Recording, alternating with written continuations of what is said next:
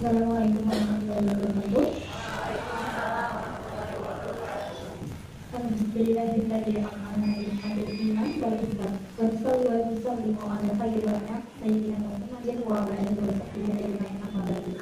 Yang terhormat Bapak Kepala Sekolah PTN Negeri 1 Tanjung Harapan Boyolali, dan yang saya hormati Bapak Ibu Guru serta Kepala Usaha SMA Negeri 1 Tanjung Harapan.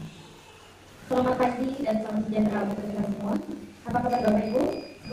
Semoga semuanya dalam keadaan sehat dan dalam keadaan yang semangat baik.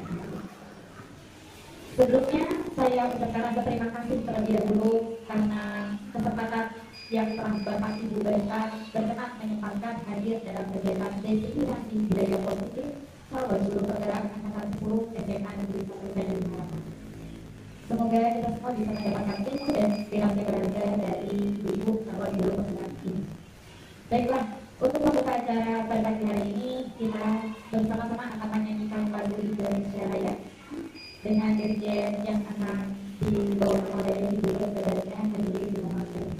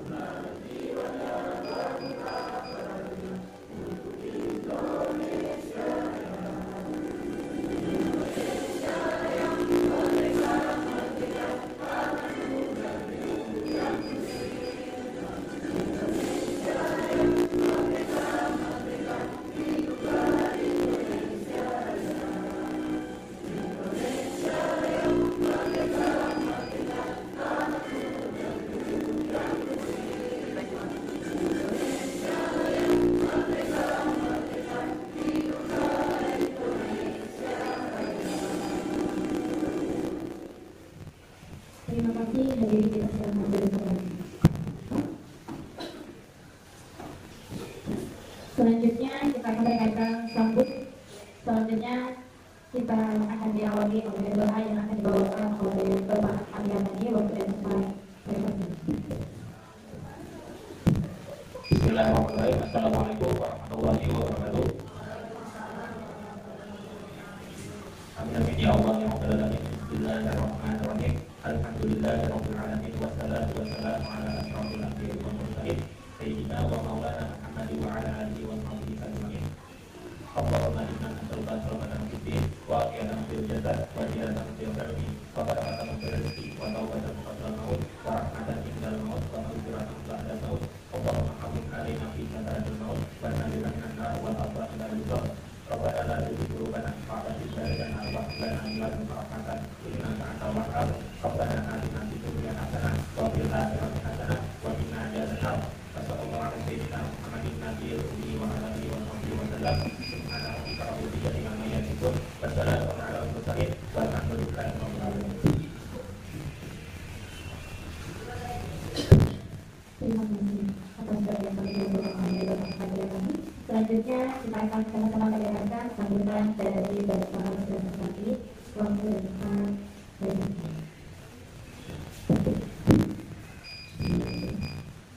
Assalamualaikum warahmatullahi wabarakatuh.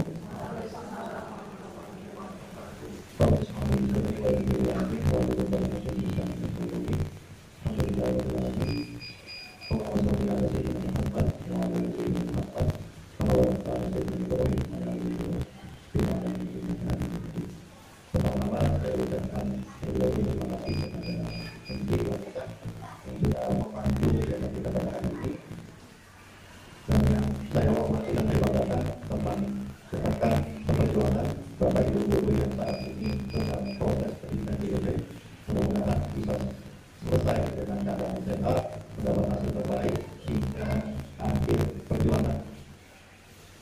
Tak lupa tentunya yang harusnya ada di depan itu adalah Bapak Kepala Sekolah kita, Pak Budiotono, tetapi adanya kegiatan sosialisasi terhadap sekolah sehat di Jakarta membuat beliau tidak bisa hadir. Dan tentu ini tidak mengurangi semangat kita, tidak mengurangi nilai-nilai kebaikan yang akan kita sebarkan, dan kita pastinya tahu kita selalu mendoakan yang terbaik dari perjuangan kita semua yang ada di sini. Berkaitan dengan diseminasi budaya positif sebagai merupakan tugas PGB yang 10, saya rasa ini bukan hal yang baru yang budaya positif untuk Bapak Ibu semua. Kenapa saya bilang bukan hal yang baru? Karena selama ini pun sebelum Bapak Ibu ikut di PGB pasti sudah pernah menerapkan budaya positif. Jadi ketika ada kegiatan seperti ini itu hal yang biasa Bapak Ibu. Tidak perlu umum, tidak perlu takut gitu. Karena Bapak Ibu pun secara natural sudah sering melakukan. Dan ini kan hanya salah satu dari budaya-budaya positif yang sudah pernah Bapak Ibu terapkan. Entah itu berkaitan dengan restitusi atau nanti 5 posisi kontrol guru. Dan saya harapannya budaya positif ini bisa terus berlanjut karena kita tahu SMA 4 ya ternyata adalah harapan punya CGP yang paling banyak. Dan mudah-mudahan ini bisa jadi manfaat untuk kita semua. Dan terutama saya pribadi bisa meniru dari teman-teman CGP. Mungkin itu saja yang bisa saya sampaikan. Dan di hari sambutan ini saya ingin memberikan pesan kepada Bapak Ibu yang mengikuti calon guru gerak khususnya di antara 10, tetap semangat, tetap jaga kesehatan, dan harapan kami semua ibu yang ada di CGP bisa memberikan manfaat yang luar biasa untuk sekolah kita bersama. Akhir kata, mohon maaf jika ada salah kata maupun salah sikap. Assalamualaikum warahmatullahi wabarakatuh. Terima kasih Bapak Selamat perwakilan dari Kepala Sekolah SMA Negeri 1 dan Harapan. Baik Bapak Ibu, untuk pertemuan kali ini kita memiliki ada 6 materi pada hari ini, yaitu yang pertama pemateri dari Ibu Sri Rahayu dengan materi disiplin positif dan nilai-nilai kebajikan. Kemudian pemateri kedua akan disampaikan oleh Ibu Rini Mariana dengan materi teori motivasi. Yang ketiga Ibu Nur Hayati dengan materi keyakinan kelam. Kemudian yang keempat ada Ibu Irma Rudianti dengan materi kebutuhan dasar manusia. Dilanjutkan dengan pemateri selanjutnya Ibu Halimah Sadiah dengan materi posisi kontrol restitusi. Dan pemateri terakhir ada Ibu Anita Kurniasari dengan materi segitiga restitusi. Baik, untuk memberi semangat kepada setiap pemateri kali ini, mari kita beri pengaplauskan. Jadi saya dulu. Baik, langsung saja yang pertama saya berikan kesempatannya untuk Ibu Sri Rahayu dengan materi disiplin positif dan nilai-nilai kebajikan. Waktu dan kasih.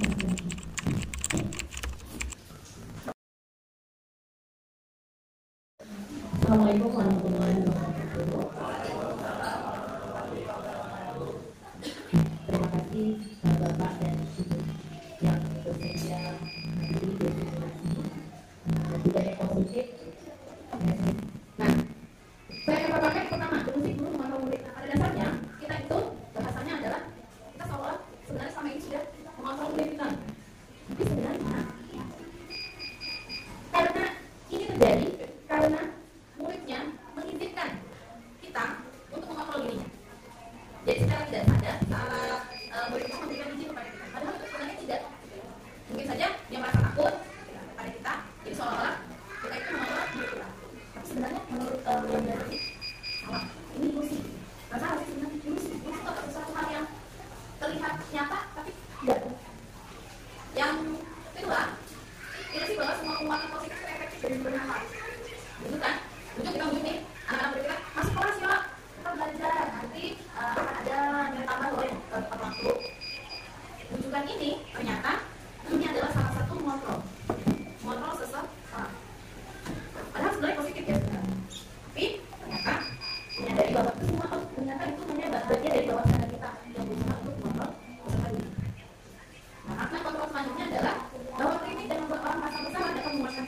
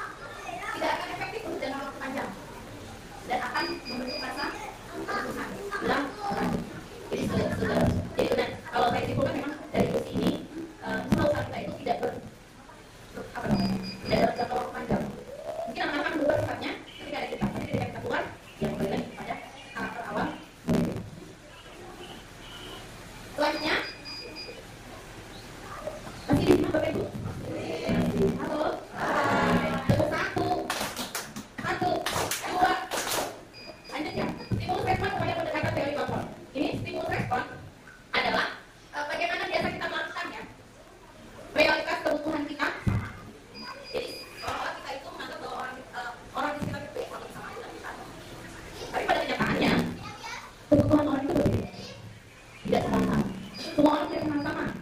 Contoh saya dulu ya, saya kira orang ada orang yang selalu suka makan cabai. Ternyata tidak semua orang suka makan cabai. Kan gitu. Jadi memiliki gambaran yang berbeda. Kita mencoba membuat orang ada berpandangan sama dengan kita.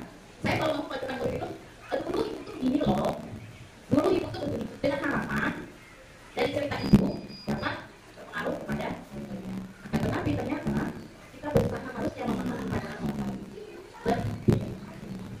Orang lain bisa mengontrol, hanya Anda yang bisa mengontrol diri. Jadi ini saya kutip perkataan pasangan saya bahwa kalau suasana hati itu dapat diubah sebagaimana kita bisa mengubah dimanapun posisi kita. Jadi sebenarnya kontrol diri itu dimulai dari diri. Nah ini stimulus respon berhubungan dengan teori. Kalau stimulus respon kita harus bagaimana ada alat pasti dicari kamu salah, siapa yang salah. Kalau teori kontrol tidak ada yang salah.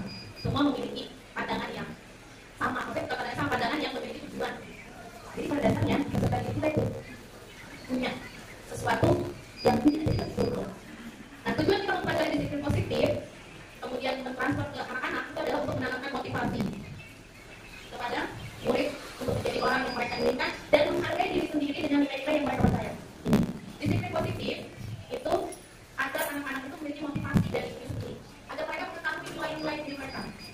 Kalau mereka itu punya value, punya nilai lebih, semua anak mereka punya karakter ciri khas masing-masing. Begitu pula kita dengan disiplin positif ini memiliki keinginan agar mereka punya kemauan untuk mencari nilai dari diri mereka. Artinya, kita kata disiplin pasti yang muncul adalah tertib, patuh. Ujung-ujungnya kalau kita tidak mengikuti aturan, yang akan ada adalah hukuman. Ketika hukuman itu ada, maka muncullah tidak nyaman. Sedangkan kita menginginkan kelas yang nyaman. Ini menjadi renungan bagi kita. Selanjutnya, bagaimana agar mereka bisa berubah? Bagaimana agar anak kita tetap mempercaya diri positif? Kita upayakan yang menurut begitu. Ya, karena kita harus memunculkan motivasi internal mereka, motivasi dalam diri anak sendiri. Sedangkan kita motivasi eksternal. Jadi kita mengarahkan agar memunculkan positif.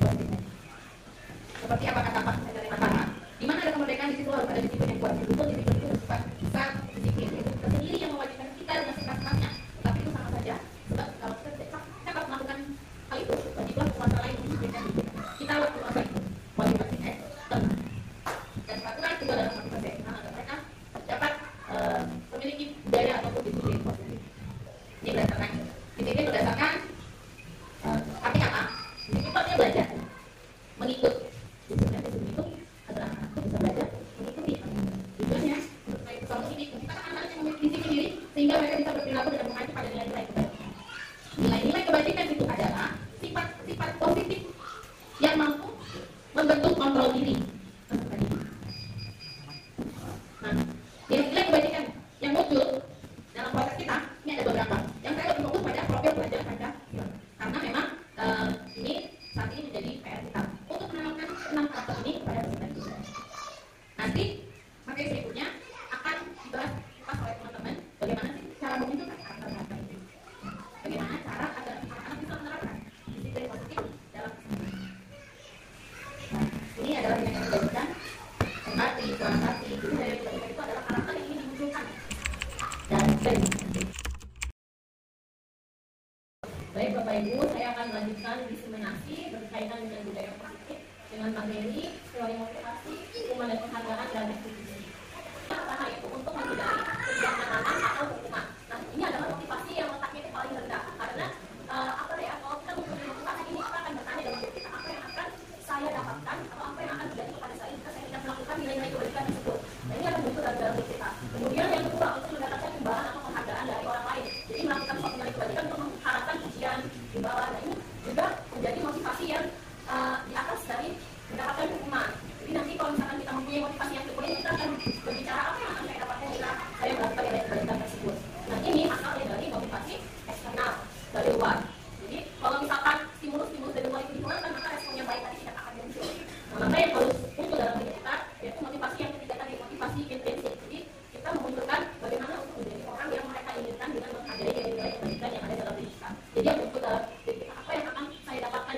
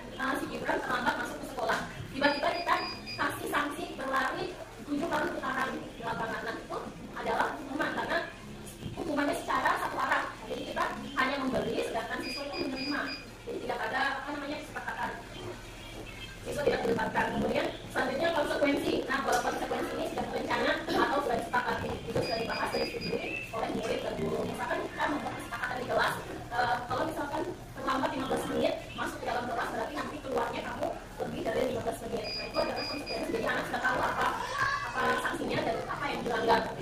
Selanjutnya tahap yang ketiga itu adalah eksekusi, di mana di sini kita menciptakan kondisi murid untuk memperbaiki kesalahan mereka sehingga mereka bisa kembali pada kelas mereka dengan karakter yang lebih kuat. Jadi kita sama-sama di sini mencari solusi atas permasalahan yang dihadapi oleh anak berkaitan dengan nilai-nilai kebaikan yang dilanggar. Kemudian kita juga menanyakan keyakinan apa yang mereka yakini. Selanjutnya kita akan mengajak siswa untuk mencari solusi dari permasalahan yang dibuat. Nah, Bapak Ibu, ini ada kuis untuk kita coba pahami apakah kasus yang terjadi ini konsekuensi atau tidak. Ya, kita jawab bersama-sama saja. Baik, untuk pertanyaan yang pertama, mencatat 100 kali dalam bentuk kalimat. Selanjutnya materi yang akan dibawakan oleh Ibu Nur Hayati SPD yaitu tentang keyakinan kelas, waktu, dan pembahasan.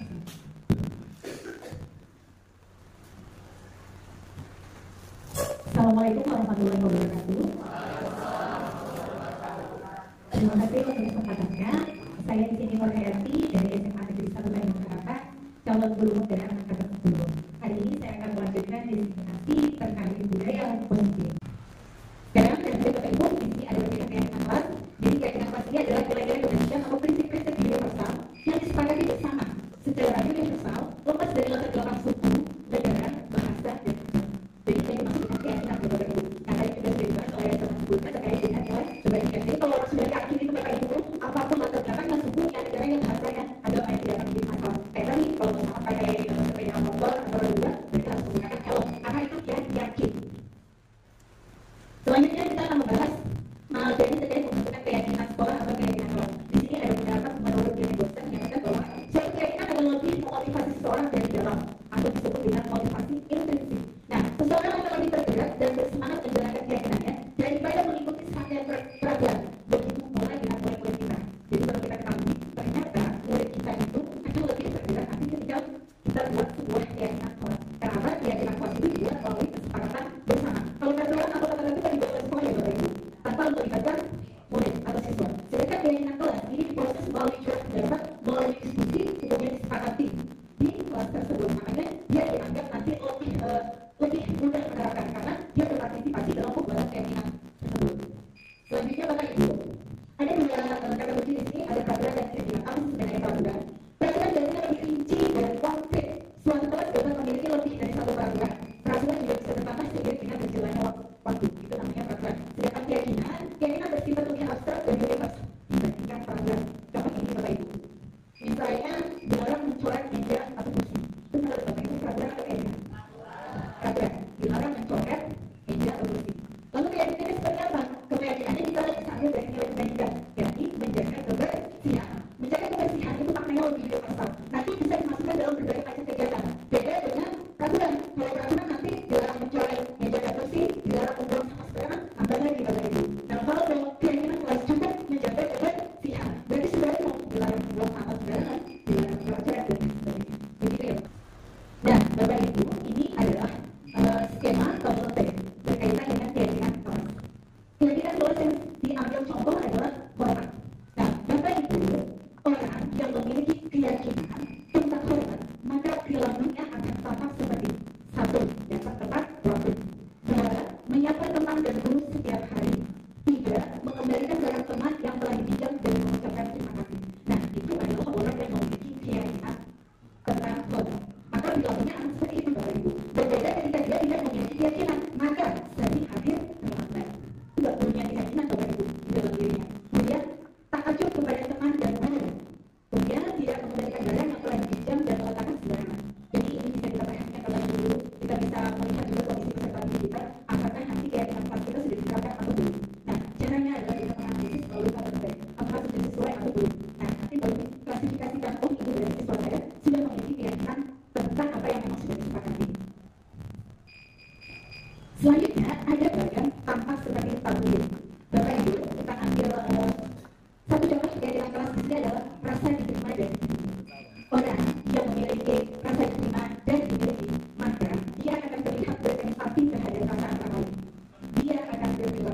ramah ketika bertemu dengan orang, dia akan berjabat tangan, kemudian dia akan terdengar sopan ketika berbicara. Yuk saya bantu, kita bisa selesaikan ini bersama. Terima, tolong ya, permisi, boleh saya pinjam, nanti akan segera saya kembalikan. Nah, jadi Bapak Ibu guru, jadi ada luar biasa ketika peserta didik kita mampu menerapkan keyakinan kelas. Nah, di mana perilaku yang sudah pasti adalah perilaku yang mengarah kepada nilai-nilai positif. Selanjutnya Bapak Ibu, yang terakhir adalah kegiatan tugas saya, tugas kamu. Nah, berkaitan tugas saya dan tugas kamu, di dalam pendalaman kegiatan keyakinan kelas, kita bersama-sama melakukan diskusi. Jadi peserta didik itu kita ajak berdiskusi, lalu menentukan apa sih sebenarnya yang menjadi tanggung jawab, apa yang menjadi hak dan kewajiban. Nah, ini caranya bisa dilakukan secara individu, bisa dilakukan secara berkelompok. Misalkan sampai 5 orang bisa juga individu. Nah, mereka misalnya diberikan tugas, tugasnya adalah apa sih sebenarnya tugas saya, apa sih tugas kamu. Jadi di sini ada hak dan kewajiban antara guru dan peserta didik atau siswa. Nah, nanti mereka berkelompok, setelah berkelompok mereka akan mempresentasikan hasil dari pendalaman keyakinan kelas tersebut. Nah, di sini contohnya adalah guru tugasnya, apa Bapak Ibu tugasnya? Tugasnya adalah mengajar, mendidik, memberi nilai, dan masih banyak lagi. Kemudian mulai jadi tugas peserta didik, contohnya apa Bapak Ibu? Belajar, dicoba, menghasilkan yang terbaik dari dirinya. Itu adalah yang menjadi tugas antara guru dan juga siswa atau peserta didik. Sekarang yang makan Bapak Ibu. Nah, guru tugasnya bukan apa Bapak Ibu? Menyanyi atau disakiti. Kemudian, ya, maksa untuk belajar. Ketiga, menantikan barang-barang politik. Tahu Bapak Ibu tugasnya siswa seperti apa, kewajibannya seperti apa, harusnya seperti apa. Sedangkan guru tugasnya bukan. Dan apa itu Bapak Ibu tugasnya? Menyakiti atau disakiti. Kemudian, mengeluh, merusak barang pribadi atau orang lain. Nah, ini benar-benar kita bahas Bapak Ibu dulu. Jadi nanti peserta didik itu bisa diberikan kesempatan untuk melakukan pendalaman terhadap keyakinan kelas. Nah, bagaimana nanti anak-anak peserta didik kita dapat berdiskusi tentang apa sih sebenarnya hak saya, apa sih sebenarnya kewajiban saya, apa sih sebenarnya tugas guru, apa sih tugas sebagai siswa seperti itu. Pada pemateri selanjutnya, Ibu Alfiati yang akan menjelaskan tentang materi kebutuhan dasar manusia atau 5 kebutuhan dasar manusia dan dunia berkualitas.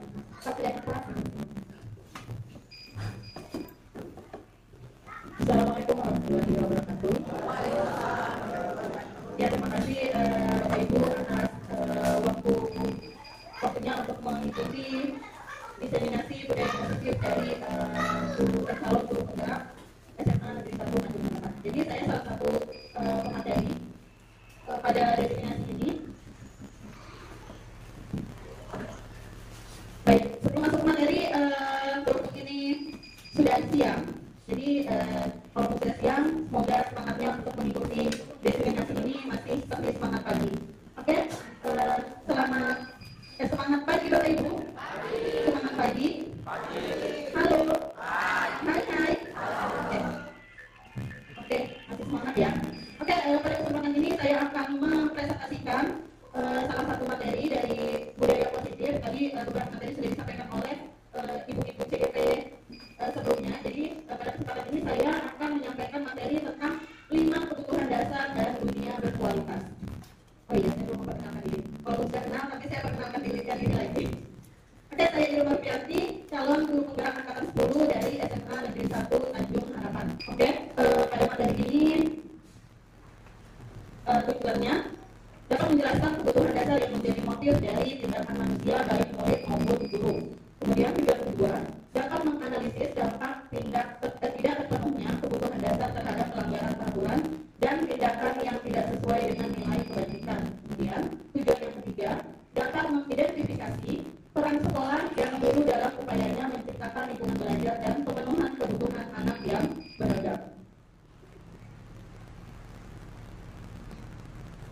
Oke, jadi ada 4 materi inti yang akan saya sampaikan. Yang pertama tentang kutipan dari Ki Hajar Dewantara, kemudian kutipan dari Dr. William Glasser, dan ada 5 kebutuhan dasar manusia, dan yang terakhir adalah dunia berkualitas.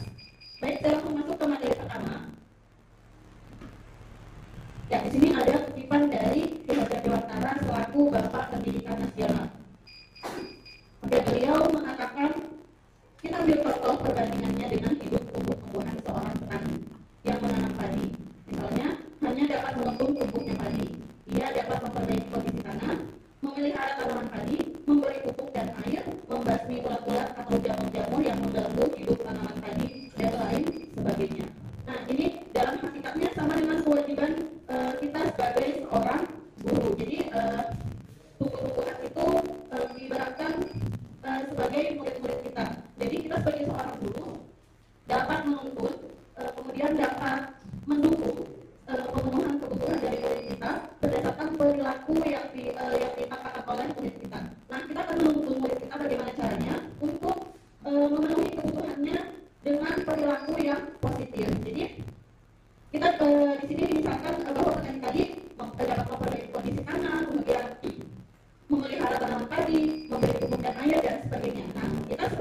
guru untuk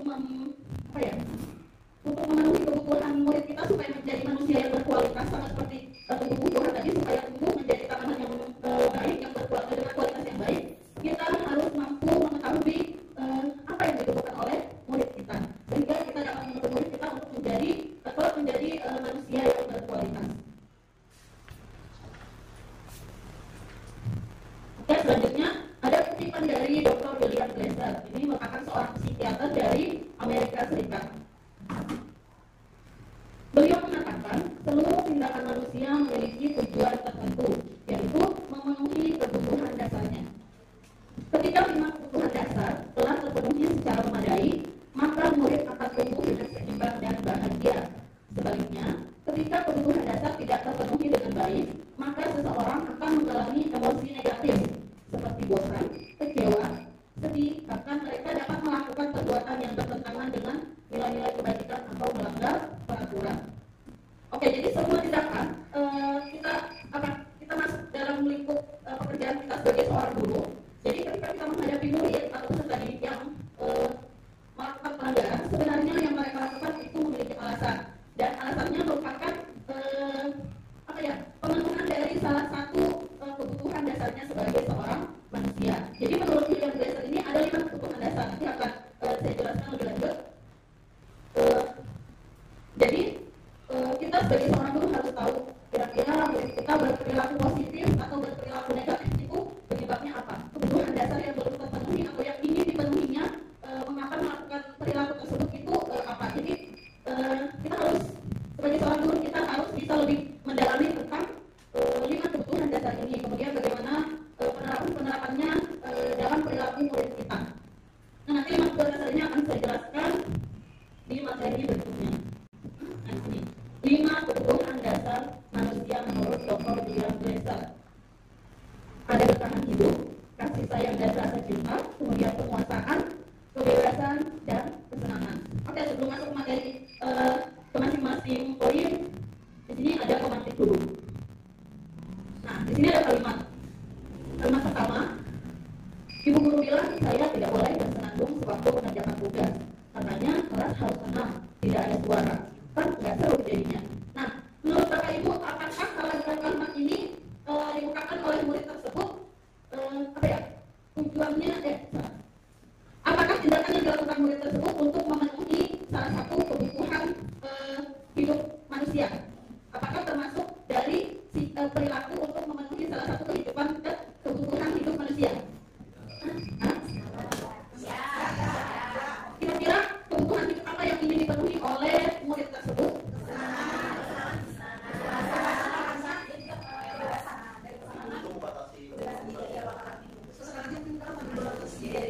Ya, berarti ada 2 ya, kemungkinan antara kesenangan dan kebebasan. Oke.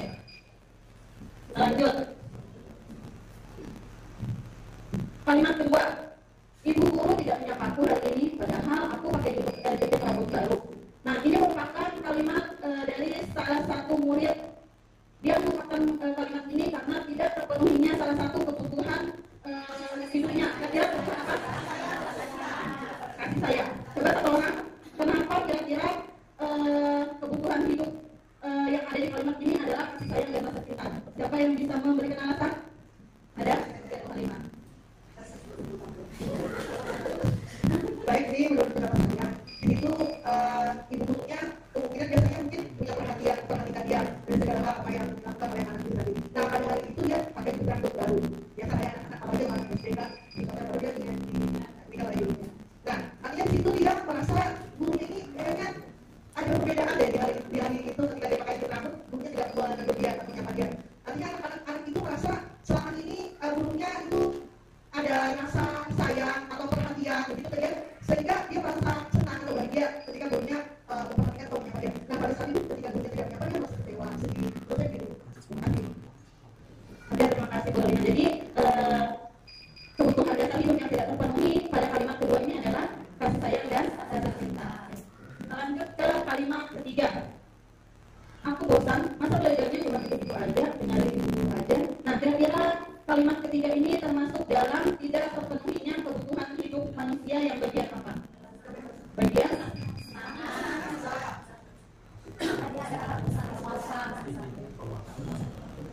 Ayo, kalau Bapak Ibu.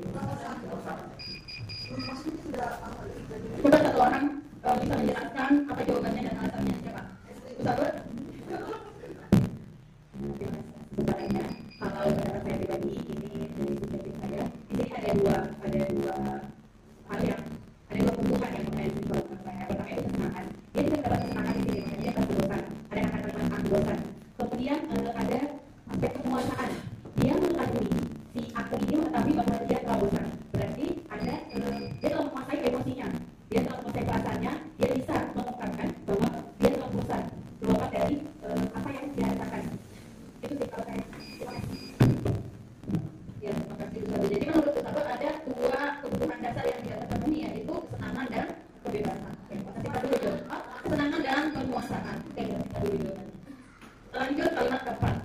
Aku sebel, gambarku tidak rapi, tapi malah dipukul itu jadi teman-teman di depan kelas. Nah, kalimat ini kira-kira tidak terpenuhinya kebutuhan dasar yang bagian apa, Bapak Ibu?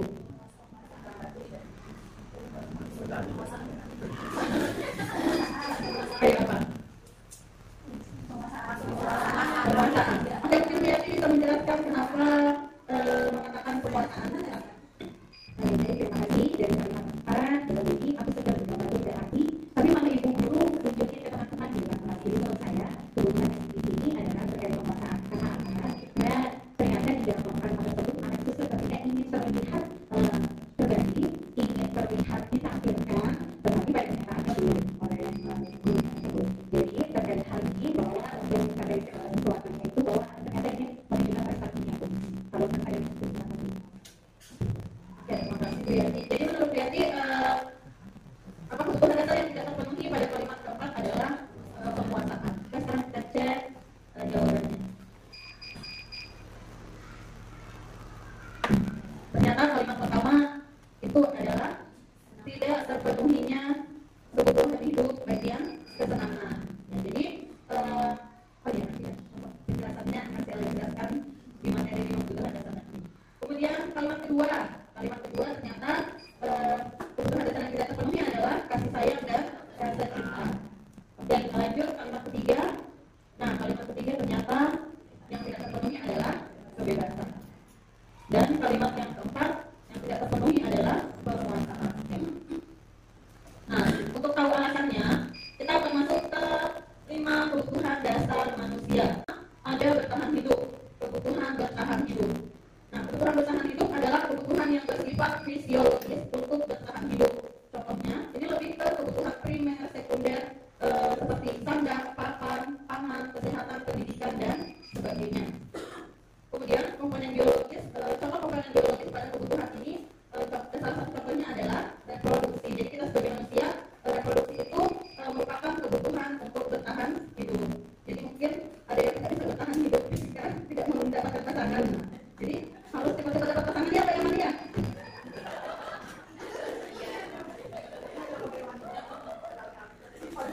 Oke.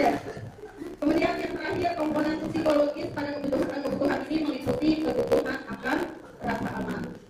Oke, jadi itu kebutuhan bertahan hidup. Tadi di awal siklusnya atau skemanya kebutuhan bertahan hidup itu berada di tengah. Dia dikelilingi oleh rasa cinta dan kasih sayang, kemudian ada penguasaan, kemudian ada kebebasan dan ada kesenangan. Nah, karena sebenarnya 4 komponen lainnya itu merupakan kebutuhan bertahan hidup juga, tapi dia bukan bagian primer. Nah, yang bagian primer ini juga dimasukkan dalam kebutuhan bertahan hidup.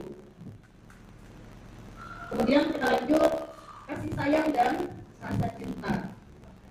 Kebutuhan ini merupakan kebutuhan psikologis, kebutuhan untuk disayangi dan diterima, meliputi kebutuhan akan hubungan dan koneksi sosial, kebutuhan untuk memberi dan menerima kasih sayang, dan kebutuhan untuk merasa menjadi bagian dari suatu kelompok. Kebutuhan ini juga meliputi keinginan untuk tetap terhubung dengan orang lain, seperti teman, keluarga, pasangan hidup, teman kerja, dan kelompok di mana kita tergabung.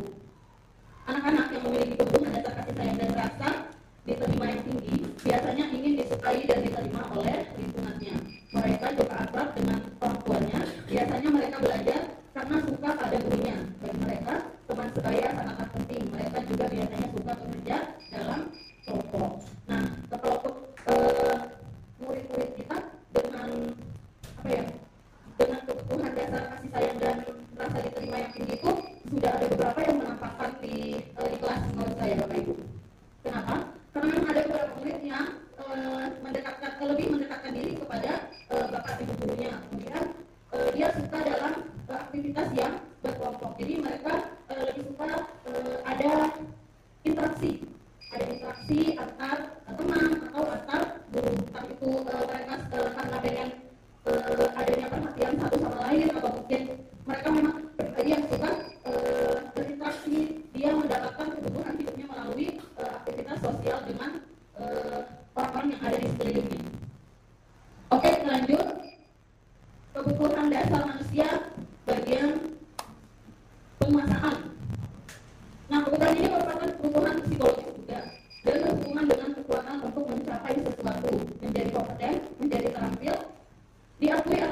prestasi dan keterampilan kita didengarkan dan memiliki rasa harga diri. Kebutuhan ini meliputi keinginan untuk dianggap berharga, bisa membuat perbedaan, bisa membuat pencapaian, kompeten, diakui, dihormati. Ini meliputi esteem, gitu ya. Dan keinginan untuk meninggalkan pengaruh. Jadi anak-anak dengan penguasaan yang tinggi, dengan kebutuhan dasar penguasaan yang tinggi, dia lebih cenderung ingin diakui. Jadi ingin diakui, kemudian mereka ingin selalu berpengaruh di dalam kelompoknya. Kemudian mereka juga suka mengamati sebelum mencoba hal baru dan merasa kecewa bila melakukan kesalahan. Mereka juga biasanya rapi dan sistematik dan selalu ingin mencapai yang terbaik. Nah, ini adalah bagian dari kebutuhan dasar penguasaan. Kita lanjut kebebasan. Kebutuhan ini juga merupakan kebutuhan psikologis, di mana kebutuhan untuk bebas adalah kebutuhan akan kemandirian, otonomi, memiliki pilihan dan mampu mengendalikan arah hidup seseorang. Anak-anak dengan kebutuhan kebebasan yang tinggi menginginkan pilihan. Mereka perlu banyak bergerak, suka mencoba-coba, tidak terlalu terpengaruh orang lain, dan senang mencoba hal baru dan menarik. Nah, saya berpikir, kenapa pemerintah mencetuskan atau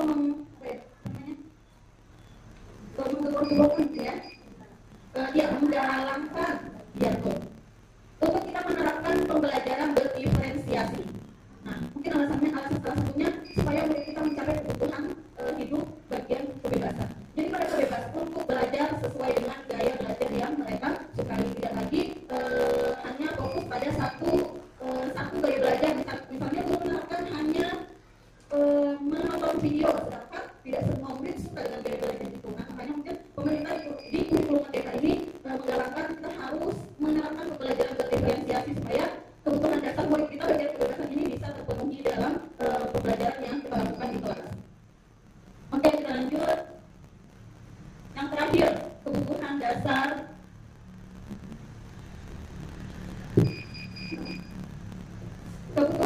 kesenangan. Kebutuhan ini merupakan kebutuhan psikologis juga. Kebutuhan akan kesenangan adalah kebutuhan untuk mencari kesenangan, bermain dan tertawa. Belajar menghubungkan kebutuhan akan kesenangan dengan belajar. Contohnya, semua hewan dengan tingkat intelijensi tinggi seperti anjing, lumba-lumba, primata, dan lain-lain bermain.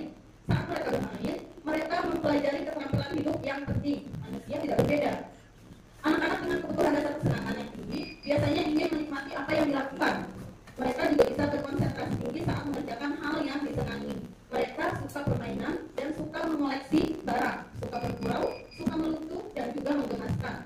Bahkan saat mereka bertingkah laku buruk, mereka masih terlihat lucu. Nah, mungkin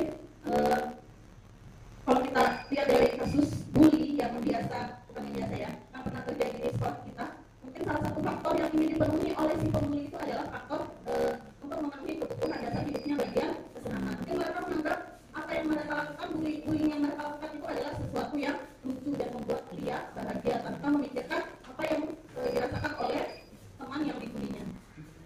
Nah, jadi itu contoh perilaku memenuhi kebutuhan dasar hidup kesenangan yang negatif ya, begitu.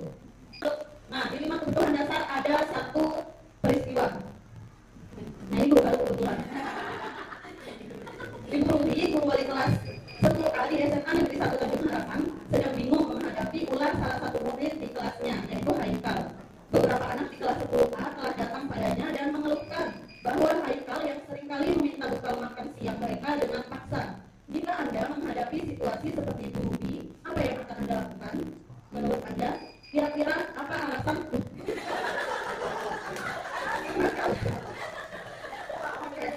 Sepertinya lagi kurang riwayat.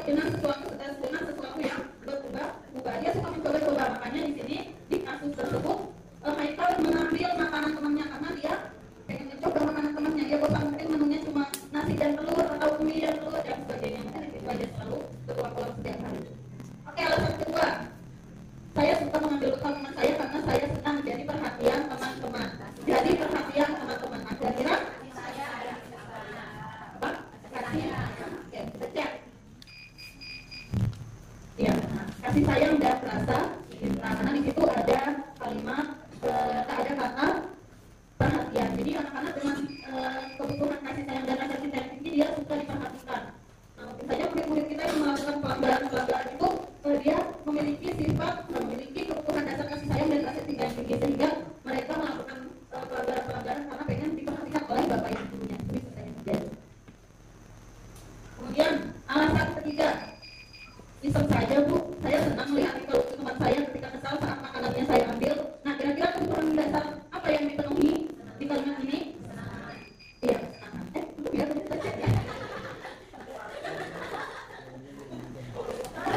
iya benar. Kesenangan. Nah, kenapa kesenangan tadi? Alasannya kenapa? Karena ada kata apa di dalamnya? Ayat yang apa nih Pak? Kenapa kesenangan? Karena tadi di dalamnya ada apa? Ada kata-kata dia senang, karena iseng aja. Jadi memenuhi juga. Terima kasih. Jadi dia Haikal merasa senang karena melihat ekspresi lucu dari teman-temannya ketika kesal makanannya diambil. Oke, kita lanjut alasan keempat. Saya lapar Bu, orang tua saya tidak membawakan saya bekal ke sekolah. Kira-kira kebutuhan hidup apa yang ingin dipenuhinya Pak Yanani?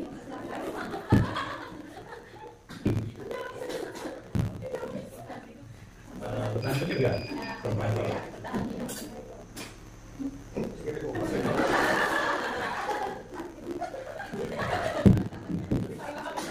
Oke, betul. Jawab Pak Yanani bertahan hidup. Kenapa Pak Yanani? Alasannya untuk memenuhi kebutuhan bertahan hidup. Karena di situ ada kata-kata anti makan hidup. Oke, terima kasih Pak Yanani. Jadi alasan keluar Haikal itu untuk memenuhi kebutuhan dasarnya yaitu bertahan hidup, karena dia tidak dibawakan bekal oleh orang tuanya sehingga dia lapar dan mengambil makanan milik temannya. Oke, alasan yang terakhir, saya hebat kan Bu, teman-teman saya jadi takut dan nurut sama semua yang saya omongin. Kira-kira kebutuhan dasar hidup apa yang ingin Haikal penuhi sana gerak?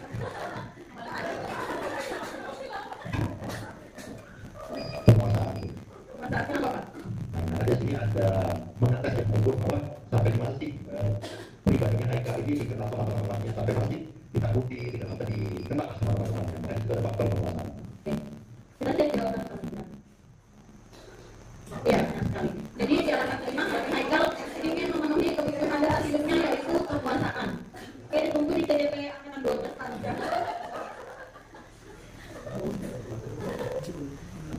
Oke, kita lanjut. Yang terakhir, dunia berkualitas.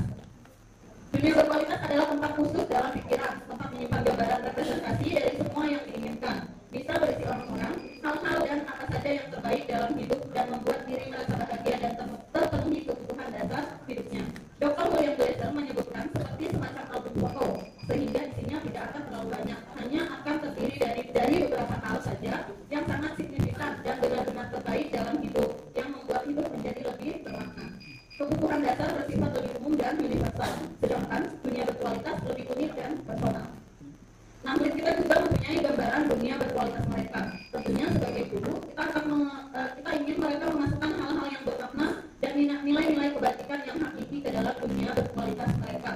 Bila guru dapat membangun interaksi yang memberdayakan dan memerdekakan murid, maka murid akan meletakkan dirinya sendiri sebagai individu yang positif dalam dunia berkualitas, karena mereka menghargai nilai-nilai kebajikan.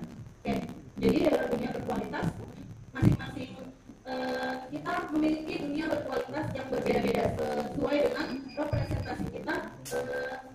Dunia berkualitas seperti apa yang kita inginkan yang membuat kita merasa bahagia. Itu juga yang murid kita. Jadi dalam dunia berkualitasnya kita harus mampu memasukkan nilai-nilai kebajikan. Nah, nilai-nilai kebajikan ini berkaitan dengan komponen-komponen dari profil pelajar Pancasila. Ada apa aja Ibu, Bapak Ibu? Beriman dan bertakwa, kemudian berpendidikan global, kemudian mandiri, gotong royong, kreatif, dan bernalar kritis. Jadi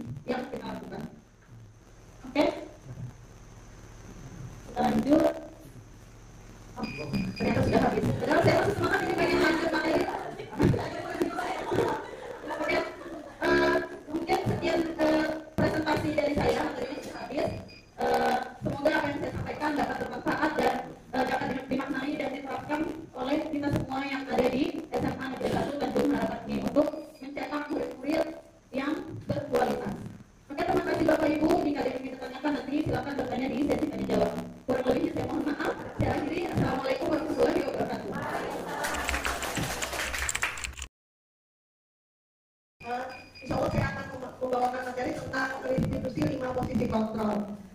Hari ini cuma kita hanya berbagi ilmu dan saya juga tidak terlalu ini ya. Tahu nanti ada masukan atau apa nanti dipersilakan. Perkenalkan saya Rahmatus Sadia, guru dari SMA Negeri 1 Tanjung Harapan, PGB angkatan ke-10 dari Kabupaten Pasir. Dari video tadi kita lihat sebagai posisi penghukum ini juga biasanya saya lakukan seperti ini sebagai posisi penghukum selama ini yang sering saya lakukan. Biasanya posisi penghukum itu adalah menghabis, ya kan tadi kata-katanya dengan kata-kata menghabis, menunjuk-nunjuk, berkaca pinggang, membentak-bentak dan menyindir. Nah, kemudian hukumannya adalah berupa hukuman apa tadi? Pelanggaran fisik juga ya, disuruh apa tadi? Lari untuk lapangan. Nah, itu hukumannya berupa fisik. Kemudian dampaknya posisi penghukum, muridnya seperti apa? Dia akan menjadi pendendam atau pemberontak. Yang kedua, tidak menyukai guru atau mata pelajaran yang diampu. Nah, ini dampaknya luar biasa ketika kita melakukan sebagai memposisikan diri kita sebagai posisi penghukum. Cenderung suaranya akan berbeda tadi dengan posisi penghukum. Memelas ya, ya, gitu ya. Nanti ada melambat, interaksi suara kita agak melambat, agak seperti kalau beda tadi penghukum. Kamu melambat, gitu kan? Kalau ini cenderung melambat, tenang, namun itu kata-katanya menyalahkan murid, langsung menyalahkan murid. Nah, jadi murid itu merasa gagal, guru itu merasa gagal memandang dirinya sendiri, merasa tidak berharga, kemudian tidak sanggup membahagiakan orang lain. Sehingga perasaan itu muncul pada diri anak, ya. Dia merasa gagal memandang dirinya sendiri, merasa tidak berharga dan tidak sanggup membahagiakan orang lain. Tapi melihat gurunya tadi membalas seperti itu ya, jadi dia merasa ini. Kemudian guru akan mengatakan hal-hal yang merasa salah ada pada murid dengan membuat guru menderita. Soalnya guru ini yang paling menderita akibat apa yang dilakukannya, ya kan? Menderita sedunia seperti itu yang dengan ini kan. Padahal sebenarnya posisi yang sebenarnya ini kan. Dampaknya posisi makin salah pada murid, membuat muridnya merasa bersalah, identitas gagal, kemudian rendah diri dan menarik diri dari lingkungan, kemudian menyimpan emosi negatif dalam dirinya. Nah, ini emosi negatif ini yang berbahaya. Nanti siapa tahu dia tidak bisa menahan emosi negatifnya, melakukan hal-hal yang di luar kewajaran. Ya kan, karena merasa diri paling bersalah, kemudian dia melakukan hal-hal tertentu baik sekali karena ini generasi gadget ini yang tidak bisa menahan emosi negatifnya, lalu dia membuat hal-hal negatif, misalnya ayo menyakiti dirinya karena dia merasa dirinya gagal. Nah, dampaknya luar biasa ya, ketika guru berada di posisi membuat merasa bersalah ini. Oke, seperti teman ya, tapi ya teman, apa bahasanya tuh apa seperti teman ya, sebaya begitu. Jadi seorang guru adalah ramah dan akrab, cenderung menjaga guru dan menghangatkan suasana. Namun sangat merasa senang memang murid ya ketika mereka diposisikan sebagai teman dengan guru, kemudian aman dan akrab dengan guru. Identitas yang tercipta adalah identitas sukses atau berhasil. Namun perlu diingat karena ini masih dorongan eksternal. Jadi ketika mereka itu sukses cuma kalau dorongan eksternal itu, jadi nanti bahaya ini nanti kalau dia bersama atau dengan guru yang lain, dia akan berbeda memperlakukan dirinya atau bersikap dengan guru yang lain. Jadi dorongannya dorongan eksternal, bukan dorongan internal atau intrinsik yang datang pada dirinya langsung. Jadi ini bahaya ini. Akhirnya timbul nanti membeda-bedakan guru A, B, dan C. Oh, guru ini loh, sama itu loh, yang mana? Kan begitu kan? Sama guru ini, karena loh, suka ya.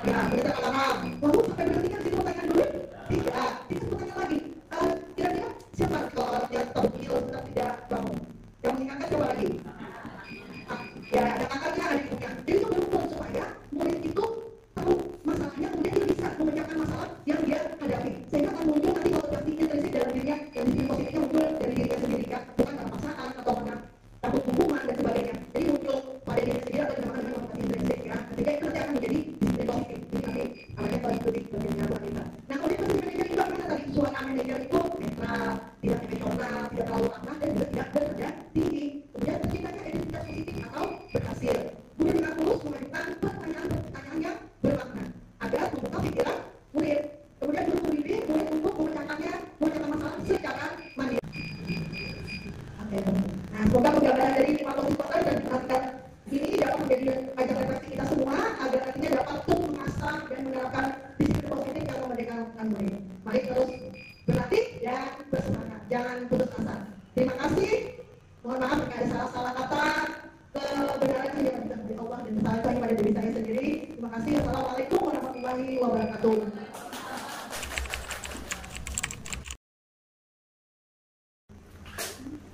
Baik, Assalamualaikum warahmatullahi wabarakatuh. Terima kasih kesempatan yang diberikan pada saya. Sebelumnya, berkenan untuk memperkenalkan diri dahulu. Saya Anita Kurniasari dari SMA Negeri 1 Tanjung Harapan, calon guru penggerak angkatan 10 Kabupaten Mesir. Saya di sini akan melakukan aksi nyata diseminasi budaya positif, yaitu penerapan modul 1.4 tentang disiplin positif.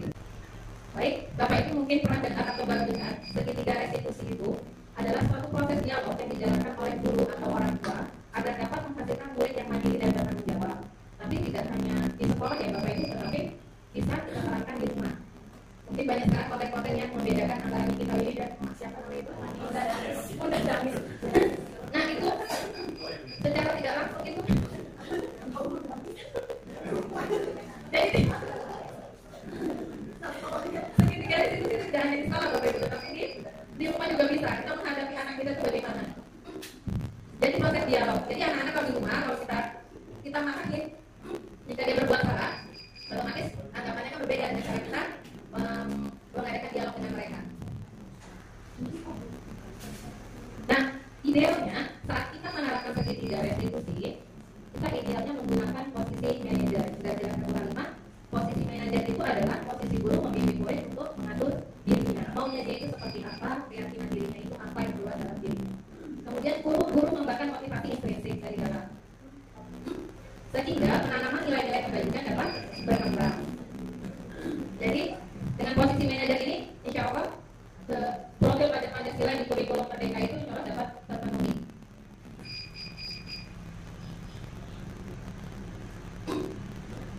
Berikut tahapan segitiga restitusi menurut Gary Dosan dalam bukunya Restitusi. Ada 3 Bapak Ibu. Yang pertama, menstabilkan identitas. Yang kedua, validasi tindakan yang salah. Yang ketiga, menanyakan keyakinan. Apa hubungannya dengan teori kontrol yang sudah dijelaskan dalam diskusi tadi? Kalau menstabilkan identitas, teori kontrol dahulu Bapak Ibu. Teori kontrol itu adalah seseorang itu memiliki tujuan dalam mereka melakukan sesuatu. Dia melakukan misalnya si anak di kelas mengumpul temannya, pasti ada tujuannya. Tadinya kenapa kan kita tidak tahu, nanti bisa tidak diskusi baru terang. Teori kontrol itu ada tujuan dibalik perilaku yang arahnya untuk memenuhi kebutuhan dasar tadi. Ya Bapak Ibu. Kemudian jika kebutuhan dasar itu dipenuhi, maka hal positif akan dilakukan. Tapi jika kebutuhan dasar itu tidak terjadi, maka hal negatif yang akan dilakukan yang muncul. Kemudian kita dalam teori kontrol itu kita harus memahami orang lain dengan pandangan lain. Kemudian yang bisa mengontrol diri kita itu diri kita sendiri, bukan orang lain. Kemudian kita tidak bisa mengontrol orang lain. Baik, jadi hubungannya yang di sini Bapak Ibu kalau menstabilkan identitas, teori kontrolnya, kita semua akan melakukan hal terbaik yang bisa kita lakukan. Validasi tindakan yang salah, semua perilaku memiliki alasan. Dan yang ketiga, menanyakan keyakinan, kita semua memiliki motivasi internal. Ini adalah segitiga restitusi. Yang di luar ini adalah pertanyaan-pertanyaan yang kita ajukan saat kita melakukan segitiga restitusi. Bapak Ibu pasti pernah melakukan segitiga restitusi, belum saya jelaskan. Misalnya seseorang siswa mendapat ada masalah di sekolah, di tetangga, kemudian di contek dan sebagainya. Biasanya Bapak Ibu secara tidak langsung, secara tidak sadar melaksanakan segitiga restitusi. Salah satunya mungkin pernah, atau tidak juga masih pernah tidak sadar. Kira-kira seperti apa Bapak Ibu jika siswa kita memiliki masalah? Saya coba bertanya Pak Nuga karena guru BK. Pak Nuga sering menangani siswa bukan untuk anak-anak saja. Nah, secara tidak langsung Pak Nuga orang melaksanakan segitiga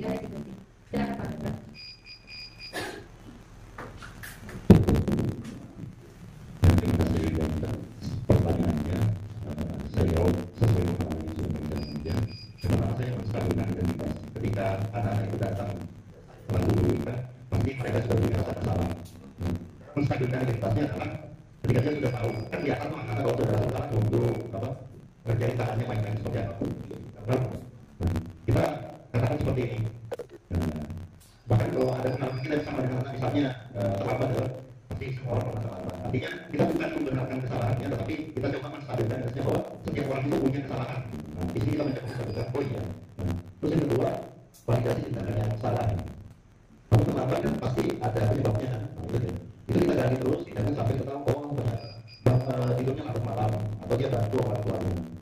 Terus menurut kamu nih hal yang menurut kamu ini tentang mana? Tentang apa? Kebersihan nggak, kedisiplinan nggak, atau tentang apa? Menjaga ketenangan orang lain.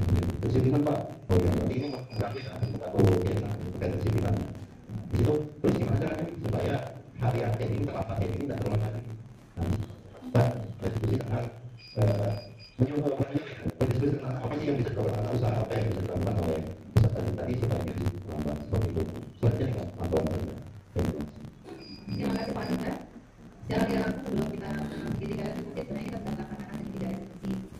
Kemudian kita dengan segitiga eksekusi berarti kita memecahkan masalah, memberikan solusi masalah yang dihadapi oleh peserta ini. Baik, menstabilkan identitas pertama adalah maksudnya prinsip membuat kesalahan adalah bagian dari proses belajar. Benar yang kita lakukan tadi bahwa kemudian tidak hanya kita stabilkan identitasnya, biar dia kalau dulu dia tenang dulu, kita berikan hatinya, jangan bikin dia tambah terpojok gitu. Jadi kita berikan maksudnya dengan kata-kata tadi, setiap orang pernah berbuat salah, artinya kesalahan itu adalah bagian dari proses belajar. Kemudian berperan menggeser identitas murid dari identitas gagal ke identitas sukses. Dia sedang melakukan kesalahan, berarti dia mengambil dirinya gagal. Kemudian terus kita stabilkan agar dia tidak jadi orang yang gagal. Kemudian jangan mengkritik murid yang sedang mengalami identitas gagal. Banyak kita penting jika kita mengkritik murid yang sedang bermasalah, responnya itu pasti tidak baik. Kita boleh ada yang marah, ada yang kelihatannya nggak marah tapi di luar komen. Terus kemudian menggerutu, kalau nggak kumpul apa gitu. Itu adalah kalau kita mengkritik identitas gagal mereka. Kata-kata yang dimunculkan pertanyaan dalam menstabilkan identitas, yang pertama berbuat salah itu tidak apa-apa. Banyak dari Bapak Ibu ini adalah salah satu contohnya. Kita mengatakan bahwa berbuat salah itu tidak apa-apa. Kita menstabilkan identitasnya dan yang gagal. Kemudian tidak ada manusia yang sempurna. Kita aja pernah berbuat salah, tapi ada kata-kata seperti itu. Kemudian saya juga pernah melakukan kesalahan. Kemudian kita bisa menyelesaikan ini.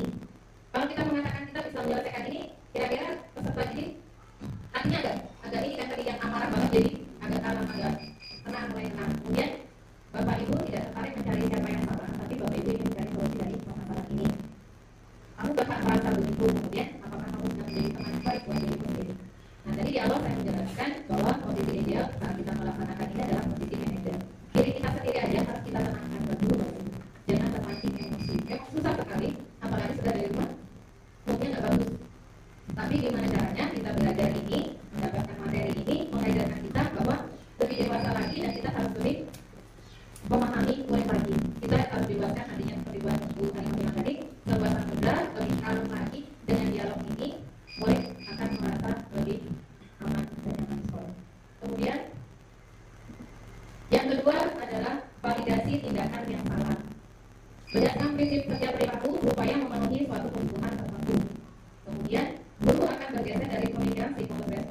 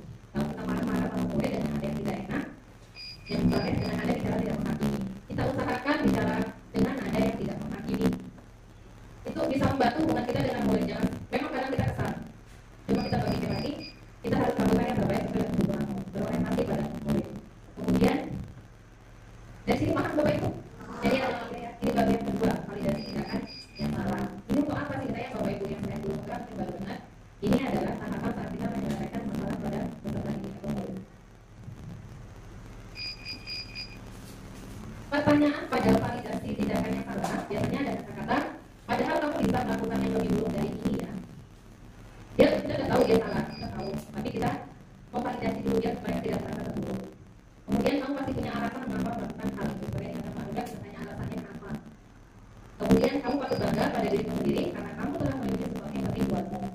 Terkadang anak-anak kalian terbaik, kita tahu si A yang salah, B yang nangkep di balik apa. Cuma dalam hati kita tidak bertanya, benar juga ternyata mereka memiliki apa sepertinya mereka penting buat mereka.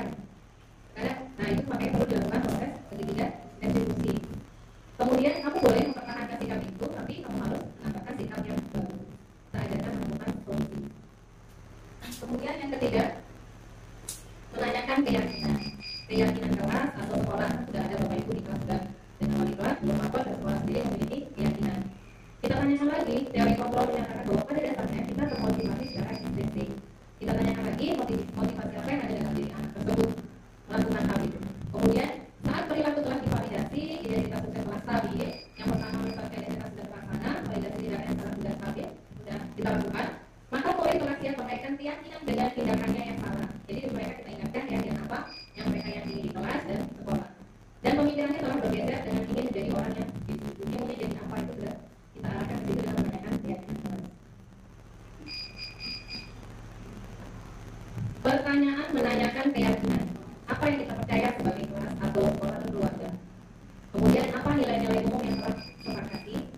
Kemudian apa bayangan kita tentang kelas yang ideal atau mampu menjadi orang yang ideal? Materi kali ini yang disampaikan sungguh luar biasa, menggali lagi pemahaman kita sebagai seorang guru, bagaimana seharusnya kita bersikap kepada siswa, bagaimana jika terdapat permasalahan pada siswa. Jangan langsung menghakimi siswa, tetapi ada tahapan-tahapan yang perlu kita lakukan seperti yang sudah dijelaskan oleh pemateri-pemateri hebat kita dari calon guru penggerak angkatan 10 dengan destinasi budaya positif SMA Negeri 1 Tanjung Harapan. Mari kita beri aplaus dulu untuk setiap mereka. Baik, tidak lupa saya ucapkan rasa terima kasih kepada Bapak Ibu yang telah hadir di sini, menyempatkan hadir pada acara destinasi ini, dan terima kasih juga kepada pemateri, ibu pemateri dari CGP Angkatan 10 ini yang telah memberikan materi, membangun kesadaran kami, kesadaran kita sebagai guru, bagaimana seharusnya materi-materi yang belum pernah kita dapatkan di sini. Sedikit banyaknya tentu sangat bermanfaat bagi kami sendiri. Terima kasih. Saya akhiri pada pertemuan hari ini. Wabillahi taufiq wal hidayah. Mohon maaf sebelumnya jika terdapat kesalahan. Assalamualaikum warahmatullahi wabarakatuh.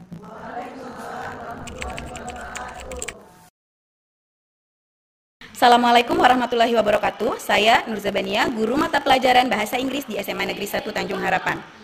Pada kesempatan ini saya akan memberikan testimoni terkait diseminasi budaya positif yang telah dilaksanakan oleh rekan calon guru penggerak Angkatan 10 di SMA Negeri 1 Tanjung Harapan. Dalam diseminasi budaya positif yang telah rekan calon guru penggerak Angkatan 10 laksanakan, saya banyak sekali mendapat pengetahuan baru, utamanya terkait budaya positif, segitiga restitusi, dan posisi kontrol guru terhadap peserta didik. Saya sangat berterima kasih kepada rekan CGP Angkatan 10 karena ini sangat bermanfaat untuk saya pribadi karena ini merupakan pengetahuan baru. Kemudian harapannya ini bisa diterapkan apa yang rekan CGP Angkatan 10 telah sampaikan, telah share kepada kami, rekan guru di SMA Negeri 1 Tanjung Harapan ini bisa diterapkan di lingkungan sekolah dan bermanfaat untuk rekan-rekan guru serta kami para pendidik bisa memberikan hal-hal positif dan hal-hal baik kepada peserta didik kami. Oke, sekian terkait testimoni diseminasi budaya positif. Dan semangat terus untuk rekan-rekan calon guru penggerak Angkatan 10 di SMA Negeri 1 Tanjung Harapan. Semangat menjalankan rangkaian kegiatannya hingga akhir. Saya akhiri. Assalamualaikum warahmatullahi wabarakatuh. Terima kasih. Dari kegiatan diseminasi budaya positif yang sudah disampaikan guru-guru calon guru penggerak Angkatan 10 di SMK Negeri 1 Tanjung Harapan, yang mana kegiatannya itu tadi yang sudah disampaikan guru-gurunya ada keyakinan kelas, kemudian segitiga restitusi, disiplin positif, teori kontrol, 5 kebutuhan dasar manusia dan lain sebagainya gitu ya, yang banyak sekali menurut saya yang sudah disampaikan guru-guru tadi. Saya sangat mengapresiasi, sangat luar biasa menurut saya apa yang sudah disampaikan, karena saya menghadiri kegiatan tersebut sangat mendapatkan banyak hal gitu ya, banyak ilmu yang saya dapat, banyak juga pengalaman baru yang saya dapat, dimana saya kemarin itu dulu itu gitu ya, dalam menyelesaikan permasalahan siswa, ada siswa yang melanggar peraturan, telat dan tidak mengerjakan tugas dan sebagainya, saya sering menggunakan emosi, melibatkan emosi dalam menangani permasalahan tersebut. Bahkan juga kadang-kadang saya bisa melakukan hukuman yang agak keras gitu ya terhadap siswa. Nah, hukuman dan hal-hal tersebut menurut saya dulu itu adalah menyelesaikan masalah. Itu ternyata setelah mengikuti kegiatan ini saya merasa, oh ternyata apa yang saya lakukan itu menambah permasalahan baru. Bahkan saya sebagai guru bisa-bisa dibenci mereka gitu ya. Mereka ada dendam terhadap saya di situ karena saya sudah melakukan hal-hal yang banyak negatif menurut saya. Nah, ternyata di situ untuk menangani permasalahan siswa tidak bisa dengan emosi, tidak bisa dengan kekerasan. Harus ada hal-hal bijak yang dilakukan agar permasalahan tersebut dapat diselesaikan dengan kepala dingin, di mana dari pihak siswa dan gurunya bisa saling merangkul lagi setelah penyelesaian permasalahan tersebut. Dan kemudian lagi sebagai guru di situ dalam penyelesaian masalah tidak bisa begitu saja seenaknya gitu ya memposisikan diri. Ternyata ada posisi-posisi tertentu, ada posisi-posisi memang yang paling bagus gitu ya sebagai guru. Tidak bisa misalkan kayak dulu itu saya sering memposisikan diri itu sebagai teman terhadap siswa, karena menurut saya itu yang paling enak. Saya dengan siswa itu ngomong dan ngobrol itu agak enak, lancar gitu ya. Mereka bisa terbuka. Ternyata itu bukan posisi yang pas gitu saya sebagai guru dalam menyelesaikan permasalahan siswa. Nah, seharusnya saya memposisikan di posisi manajer gitu ya, karena di situ saya sebagai guru dapat merangkul siswa dan memposisikan diri masih berada di posisi guru. Nah, kalau yang berada di posisi teman itu kadang-kadang siswa itu bisa di luar batas ya, di luar batasan antara siswa dan guru. Itu saja dari saya, terima kasih.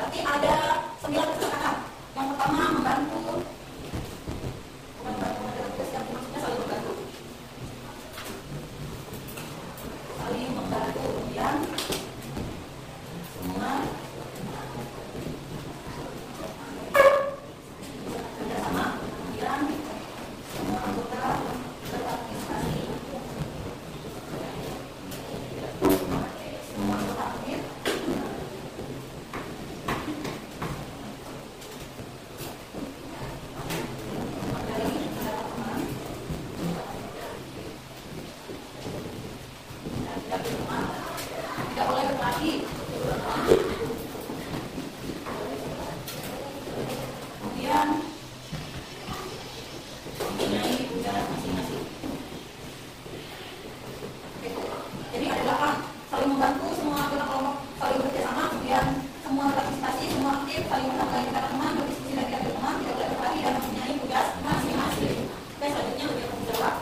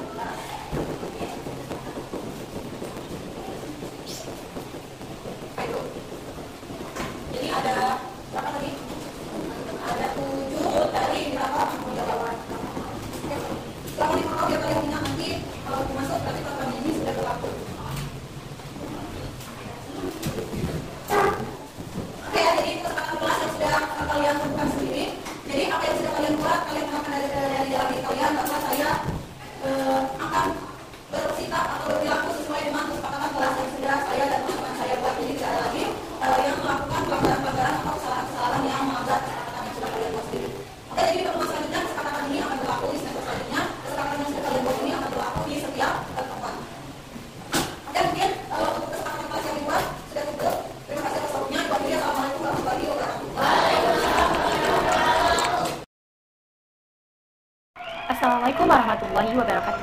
Perkenalkan, saya Delia Ananda dari kelas 10B. Pada video ini, saya akan memberikan testimoni terkait dengan kesepakatan kelas yang telah kami diskusikan bersama. Kelas kami telah membuat kesepakatan kelas secara bersama-sama dengan guru mata pelajaran kimia, yaitu Ibu Irma Rudianti. Dengan kesepakatan kelas yang telah kami buat, saya merasa sangat sepakat dengan hal itu, karena kami secara bersama-sama membuat kesepakatan yang akan kami taati bersama, dengan keyakinan kami tidak akan melanggar apa yang telah kami sepakati. Kesepakatan kelas yang telah dibuat juga sesuai dengan kemampuan kami, tidak bersifat menekan, memaksa, atau membatasi. Semoga kami bisa secara konsisten bersikap sesuai dengan keyakinan kelas kami. Demikian testimoni dari saya. Wassalamualaikum warahmatullahi wabarakatuh.